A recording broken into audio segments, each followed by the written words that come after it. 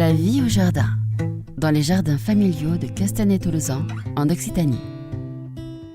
C'est en promenant sur les bords du canal du Midi que j'ai découvert les jardins familiaux de Castanet-Tolosan, une belle étendue verte de moins d'1 hectare, ponctuée de chalets en bois, 60 parcelles cultivées.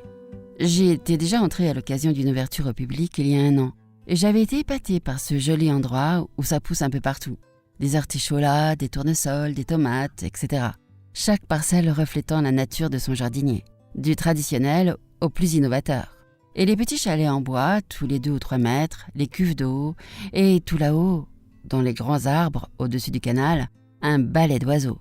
Oui, je me suis dit que cela devait être chouette de jardiner ici, mais il fallait être de Castanet pour y prétendre.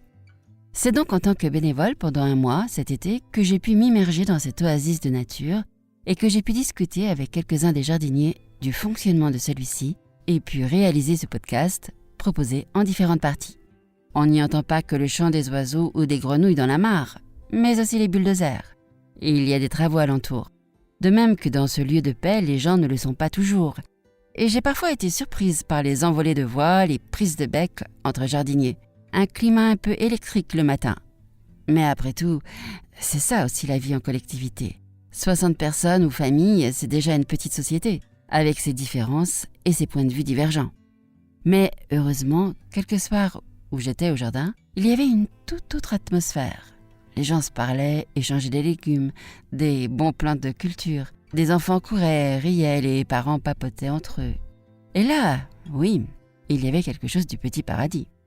Vous allez donc découvrir Raymond, Benjamin et Irène, Christiane, Mathieu, Mathilde, tous très investis dans le bon fonctionnement du jardin et dans la résolution des problèmes qui se posent régulièrement. Je m'appelle Fabienne Prost, comédienne voix off, productrice, narratrice de livres audio et de podcasts. Je m'intéresse à l'écologie, à la vie associative et solidaire, et ce podcast s'inscrit dans cette ligne.